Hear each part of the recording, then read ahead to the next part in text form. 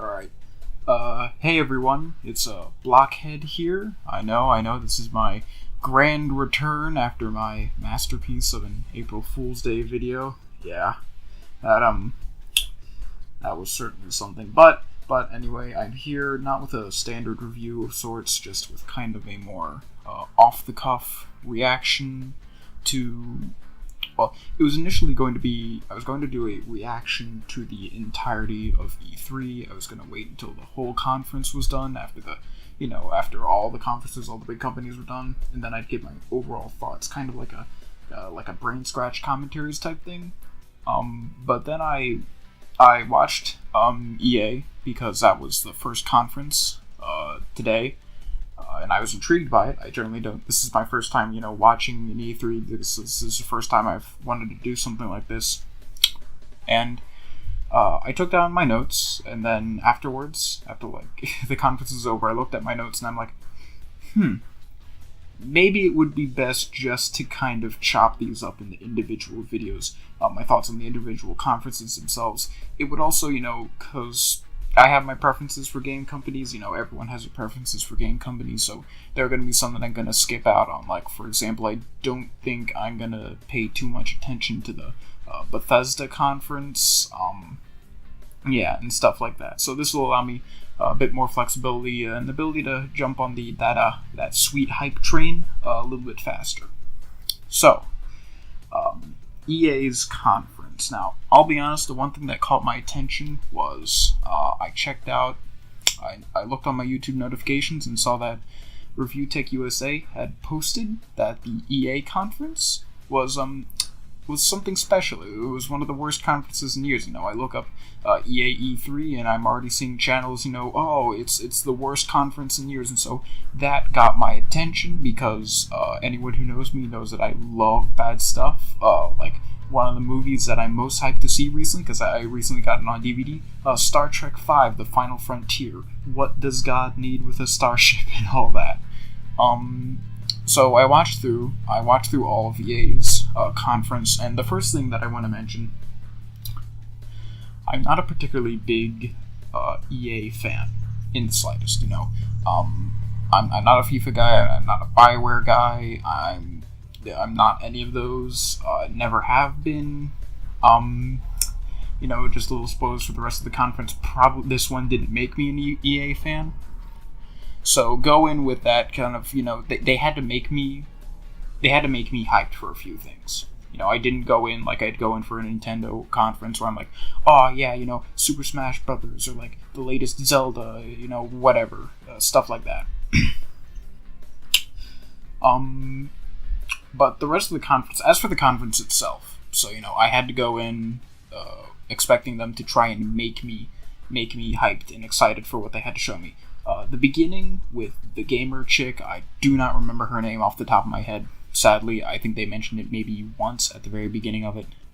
That was just kind of awkward. She put her hand on this one guy in the crowd's shoulder and he just kind of awkwardly smiled there. That was probably the most memeable that this conference got. You're not getting your crazy costumed guys and your idiots waggling Wiimotes around pretending to play drums or anything like that. So yeah, that was just kind of there. The first thing that they showed off was Battlefield 5. Again, not particularly hyped for this one. I'm not one for shooters like this, but it looked kind of interesting. It looked like it would appeal to the kind of people who played previous Battlefield games. I of course haven't. Graphically, the game looks pretty alright.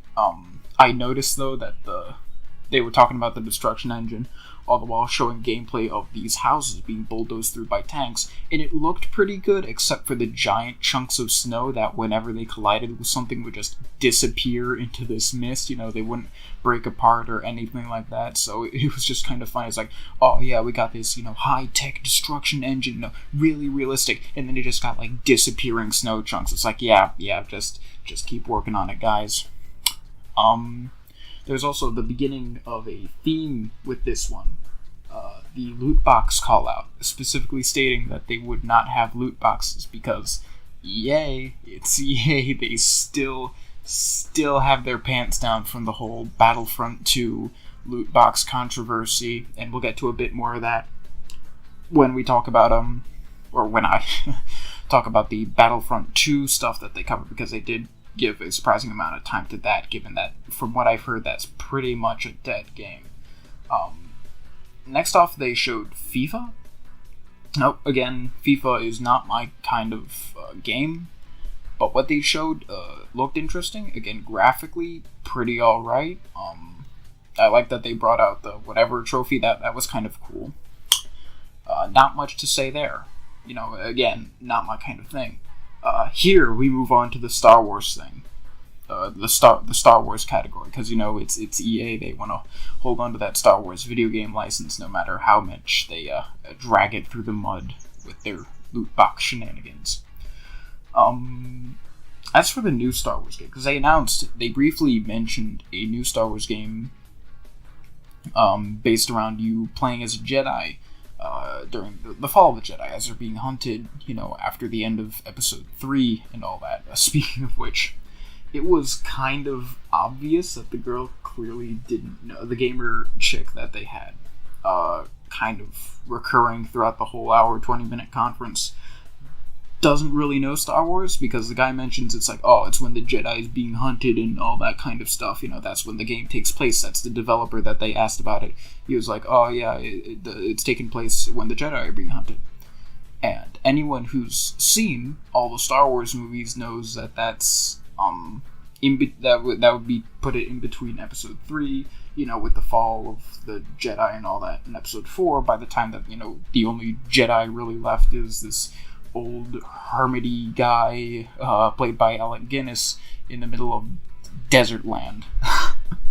And so it was kind of funny to hear him explain all that, and then it's you have the gamer chick's first question is, alright, so for all those nerds, really interested in the timeline, it's when does this take place? And you can see for a second it's like the guy's like, you can't, to Episode 3 and Episode 4, it's in between Episode 3 and Episode 4, and that just kind of found funny.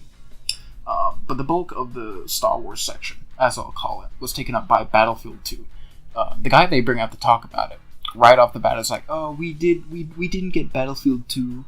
Battlefield 2, we didn't get quite right. That is the most investor-friendly way of summing up the situation, I'd say, because that was a PR nightmare and a half for them. Like, I didn't even play Battlefront 2. I only loosely follow a lot of game journalism, and I knew in and out that it was a dumpster fire for EA and for the developers who were working on it, and that it's just a shame. It's just a real shame. But they did kind of redeem themselves. They did kind of catch my interest with this, with the few advancements that they made. There's a new Battlefront 2 mode. It's going to focus on dogfighting. That sounds cool. You're going to be able to play all the different Star Wars ships. And that... yeah, that's all I can really say is that sounds cool. They also focused on a Clone Wars expansion.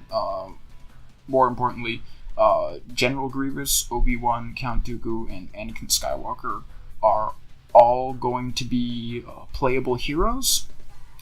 And the reason that I say that these, last two things, the dogfight and the Clone Wars update, sound cool is that there wasn't any gameplay for them. It was just pure announcements, pure slideshow. I think there may have been like a concept art for Geonosis there, descriptions of what we're going to get.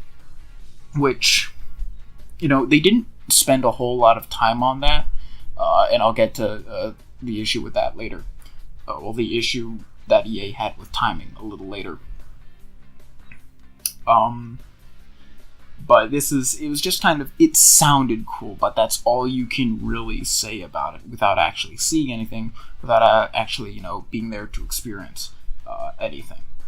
Moving on to Unravel 2. Now, I kind of remember seeing the Unravel 1 character, but I don't recall ever hearing much about Unravel.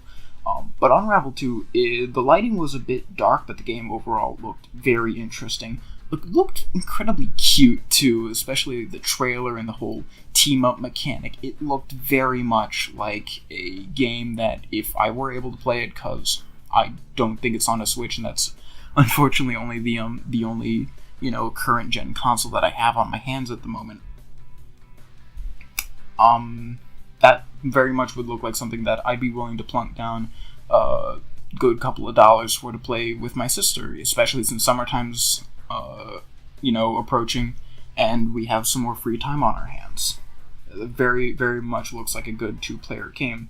The release also caught me very off guard. They had a very Saturn-ish release for it, that being the big reveal conference, and then it's like, okay, yeah, this is out now. And that was one of the few times during this conference that I actually smiled. Even not knowing what Unravel is, just these kind of things, it caught me off guard. It got me smiling because it looks like a cute enough game, and it caught my interest despite the fact that I have no idea what an Unravel is. Sea of Solitude was the next one. It was part of their EA Originals, like their whole indie developer type of thing that they have going on. The woman that they brought on spent too much time talking about it. Show don't tell. This isn't a book.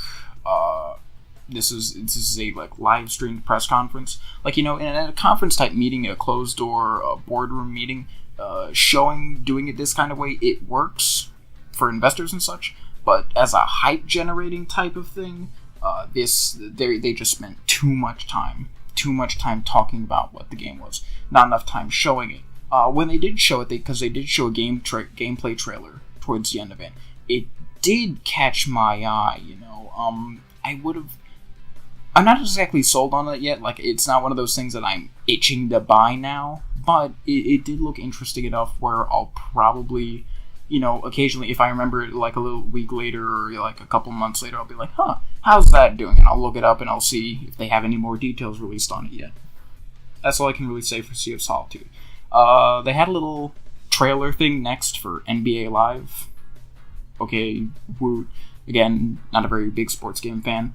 They had some more Madden stuff after that. Again, a similar trailer. That was, again, not a big sports game fan, so I personally didn't care much about that. And if you don't care about that kind of stuff, you wouldn't care much about that too. The thing with Madden, though, is that they brought up the Madden 18 champion, Young Kiv, and they had a little splash reel about his story, and they brought him out to look, to talk about his experiences, playing the game professionally or something like that. I did not care. And it's not just that I don't care about Madden, Nintendo could bring out, a Hungry Box for Super Smash Brothers and be like, oh, so how was your experience getting to the top? And I still wouldn't care, because if I wanted the experiences of these players, I'd go to something dedicated to these players. I'd go to channels that were dedicated to professional Madden, to professional Smash Brothers. When I go to E3, I want to hear about the games. I want to hear about how these are doing, not how the players playing them are doing, not how the professional scene is doing. There are events already enough, there are channels already enough, there are outlets already enough dedicated to that kind of news. And thankfully, it didn't take up too much time. I was able to pretty much skip through it on my iPhone, because I watched GameSpot's stream of it on my iPhone. I was able to skip through it. I just did not care. Could not bring myself to care enough. But after the Young Kiv stuff, they showed a game engine trailer. And I noticed, none of its gameplay. All of it is done in engine, though. And I know it's probably, very much optimized to look as pretty for the trailer as possible. But the game engine stuff, it looked alright. It did impress me to a certain degree. Again, not gonna buy it, not a sports fan, but it certainly looks interesting. And if you are a fan of these sports games, I'm sure that FIFA, NBA, and Madden probably did catch your interest, especially with how good they're looking on these current gens.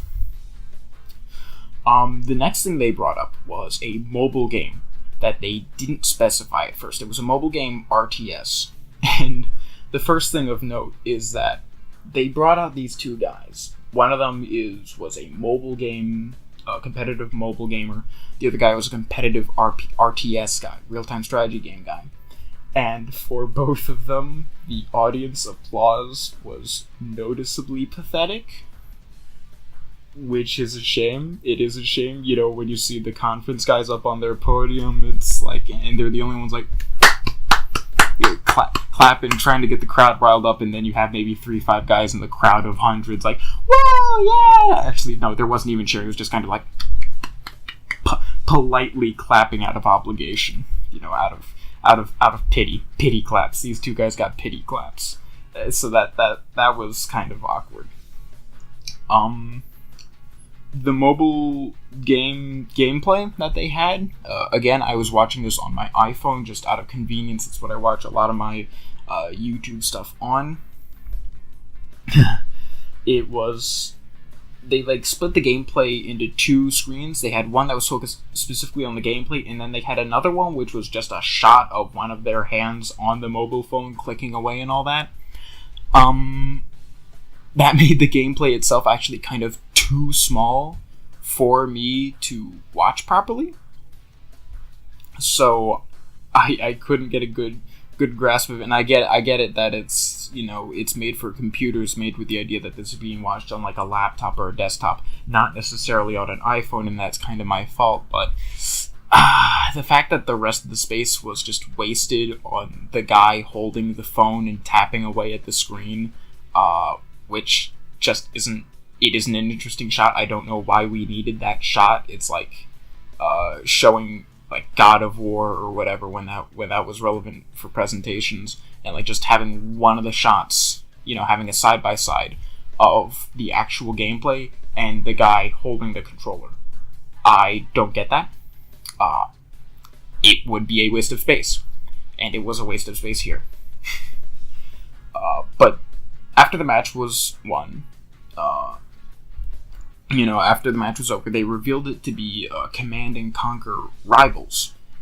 It's gonna be coming out on all like iOS, Android, and Android users get to play the beta or alpha or whatever, currently live. So that's another like Unravel 2 Saturn-ish release. It's like, hey, you can play the beta now, as of now, and all that kind of stuff. That was kind of interesting. Overall, the Command & Conquer match, despite it being a mobile game, and I'm not a particularly big mobile game guy, that caught my interest. That, it looked cool. The match itself was kind of got me hyped up. It kind of got me intrigued. It kind of got me invested into who would win, despite the fact that I didn't know who either of these guys were. I generally don't watch RTS stuff. It was kind of heart-pounding because it was relatively close throughout, I'd say.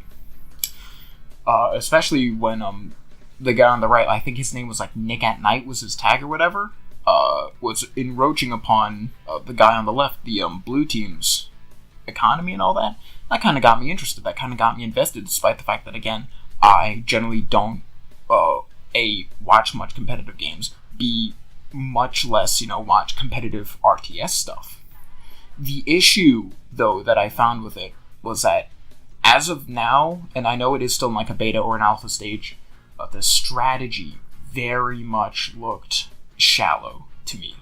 Especially for an RTS, I know a lot of people get invested in the deep strategies that you use for these type of games, and it just kind of felt like, an basic farming, kind of strategy where you get as much out on the field as possible, as quick as possible. So I'm kind of worried as to the longevity of this game as a competitive game, which they're clearly trying to push here. So that kind of has me worried, but again, it's in a beta or an alpha, so we'll see. We'll have to see on that one. They spent the next bit of it, going over their Play to Give program, which I don't remember the specifics. Honestly, I just kind of zoned out by that point. But it looked sweet. It was very much focused around giving money to anti-bullying organizations, and so that was kind of a nice, we're not the evil corporate entity type of move that they kind of needed to pull again after the loot box stuff with Battlefront 2. They need to regain the trust. They need to look more like that cool human company or whatever, not this big evil corporate McDonald's, Disney type, Google type overlord deal. So that was... After that, they had around 20 minutes left. 20 minutes, which they dedicated to Anthem, the latest BioWare game. Again, I am not a fan of BioWare. I have never... Not that I've hated it, it's not like I played these games and hated them, it's just... I've never been interested in this kind of stuff. I've never been interested in Mass Effect, Dragon Age, no matter how many times people can sing their praises, it's just, I'm not into that. I'm not into that genre, that type of gameplay. But even so, Anthem, it looked interesting enough at first. But then they started talking about it. And talking about it. And talking about it. And talking. They brought out 3 BioWare directors. They brought the gamer chick back up one last time. They brought them all to the stage, and they started talking to the background of a slideshow of all these different clips of, little snippets of gameplay, little snippets of concept art, little snippets of mock-ups, all that kind of stuff, all the modeling processes and all that. And it was boring. It was beyond boring. As someone who didn't watch last year's EA E3 conference, I didn't know what Anthem was. I wanted to learn what Anthem was, and I think that there were a good few people who also wanted to learn what Anthem was. And we got these kind of vague promises of, it'll be good to play in single player, but we'll try to focus on multiplayer. We got vague kind of ish hints as to what the story were. It was all very vague, but at the same time took up 16 minutes of the last 20 minutes of the conference was just the developers talking about their dreams, what they wanted to put in Anthem, what they were working on with Anthem. Not enough time was spent showing it. There was gameplay footage towards the end. Granted, there was around, I want to say 2 to 4 minutes of it, but by then it was too little too late. I had zoned out. I didn't care. I didn't care because 16 minutes was spent talking about the game. This is a game. You gotta show it. You gotta show me more than just mock-ups. You gotta show me the game itself. Even with stuff like the NBA and Madden, it was this game engine. It was this game engine footage. So that got me hyped up. And they did... Well, it didn't get me hyped up, but it got me intrigued. It got me kind of impressed, even despite the fact that I don't like those kind of games. Anthem also had that, but they had that... they had a little in-game, in-engine trailer at the beginning. But man, they just spent so long talking about it. And that kind of speaks to the biggest problem with this conference. Because Anthem was the last thing they showed up. Anthem was the big one that they wanted to close out on. Anthem was what I'm going to assume was their big hype train for this year. That was what everyone apparently had been looking forward to, everyone had been interested in. That's the big attention grabber that they wanted. And for me at least, and from what I've been seeing for a lot of others, if any of the YouTube thumbnails are to be believed, that wasn't enough. That wasn't enough for a lot of people.